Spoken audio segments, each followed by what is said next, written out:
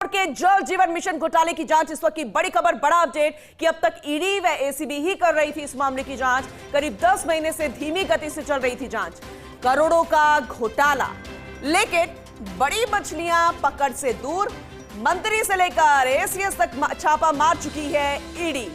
कार्रवाई की गई, कई तरह के सवाल खड़े हुए थे, लेकिन बीजेपी ने कहा था कि अगर हमारी सरकार आती है तो फिर सीबीआई से जांच होगी। बड़े नाम हो चाहे किसी का भी नाम हो, कोई भी मंत्री हो, सब धरे जाएंगे अगर वो इसमें सम्मिलित हैं। लेकिन आपको ये बता दें, सवाल खड़ा हुआ था, मंत्री से लेकर एसीएस तक छापा मार चुकी है ईडी, लेकिन विभाग का कोई बड़ा अधिकारी पकड़ में नहीं आया। ऐसे में जेजेएम में जांच पर भी उठने लगे थे सवाल। अब सरकार ने सीबीआई को मामले की जांच सौंप दी है। सीबीआई जल्द ही बड़ा एक्शन ले सकती है प्रदेश में। ठेकेदारों व विभाग के अधिकारियों की मिली भगत से ये घोटाला हुआ। कई गैर सरकारी लोग भी इस घोटाले में शामिल है। एसोसिएट एडिटर नरेश शर्मा जी हमारे साथ जुड़ चुके हैं, ज्यादा जानकारी उनसे लेंगे। नरेश जी, मानकर चले कि एक बार फिर से परतें खुलेंगी, फिर से पूछताछ होगी, तो फिर कोई एसीएस हो या फिर कोई मंत्री हो?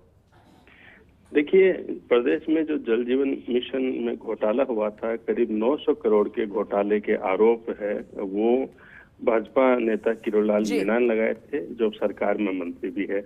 इस मामले की ईडी और एसीबी तो जांच कर रही थी, लेकिन उन जांच में कोई बड़ा कह सकते हैं कि बड़ी मछली नहीं फंस पाई। कोई बड़े अधिकारी या जो गैर सरकारी कर्मचारी की जो लोगों की हम जो बात कर रहे हैं, उन पर कोई कार्रवाई नहीं हुई। तो उसके बाद लगातार ये मामला उठाता है कि सीबीआई से इसकी जांच करानी चाहिए। और अब जो हमें जानकारी मिली है, कल हमने ये खबर ब्रेक की थी कि सीबीआई इस मामले की जांच करेगी, क्योंकि खासकर जो पूरा जल जीवन मिशन का काम हुआ है उसमें बड़ी गड़बड़ी हुई है। और उस गड़बड़ी के दौरान हालांकि एसीबी ने कार्रवाई भी की थी और 2-3 ठेकेदार है, एक छोटे अफसर है, उनको गिरफ्तार किया था। लेकिन बड़े लोगों पर, क्योंकि बिना मिली भगत के इस तरह के घोटाले नहीं हो सकते, इस तरह की गड़बड़ियां नहीं हो सकती। तो इस दौरान कोई बड़ा अधिकारी है, उन पर कार्रवाई नहीं हुई। हालांकि ईडी ने जो एडिशनल चीफ सेक्रेटरी है उन पे एक छापेमारी की थी। पूर्व मंत्री है, जलदाय मंत्री, उन पे भी छापेमारी की थी। लेकिन कह सकते हैं कि कोई एक्शन जो दिखे हमें उस तरह का नहीं दिखा हुआ था। तो ऐसे में फैसला किया गया है कि सीबीआई इस मामले की जांच करे, क्योंकि इससे पहले एसीबी ने 6 अगस्त नरेश जी, लेकिन क्वेश्चन तो यही है ना कि बड़ी मछलियां नहीं फंसी है, यानी कि जिनसे पूछताछ चल रही थी, जो बड़े नाम सामने आ रहे थे, वो गिरफ्त में नहीं आए, यानी कि सवालों के घेरे में तो रही लेकिन वैसे पकड़ में नहीं आए। तो सवाल फिर किस पे उठता है, क्योंकि ईडी भी तो अपनी कार्रवाई कर रही थी और अब जब सीबीआई को जांच सौंप दी गई है, तो क्या मानकर चले कि जो सोचा गया है वो होगा? देखिए, 2 बड़ी फर्म थी, एक तो गणपति ट्यूबवेल और एक थी श्याम ट्यूबवेल।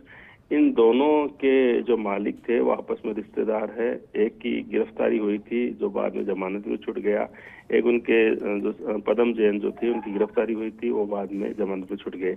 उनका साला था, उसकी भी एक कंपनी है, लेकिन आज तक वो पकड़ से बाहर, आज तक नहीं पकड़ पाए।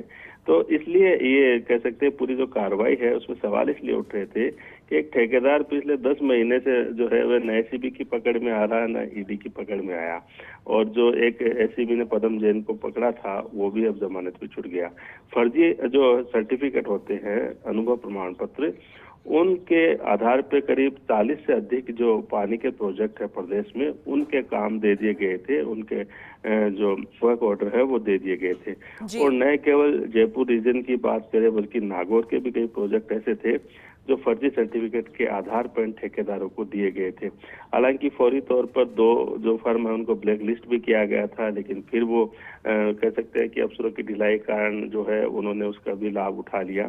तो ऐसे में अभी तक हम बात करें तो पूरे प्रोजेक्ट में अफसर पर जो कार्रवाई हुई है, सिर्फ एक एक्सियन है, उसको सस्पेंड किया गया। और जो बड़े अफसर है, चीफ इंजीनियर, ठीक है, इंतजार रहेगा इस कार्रवाई के शुरू होने का और फिर से पूछताछ का। उसके बाद क्या कुछ निकल कर आता है वो भी देखने वाली बात होगी। बहुत शुक्रिया नरेश जी जानकारी के लिए। आगे बढ़ेंगे।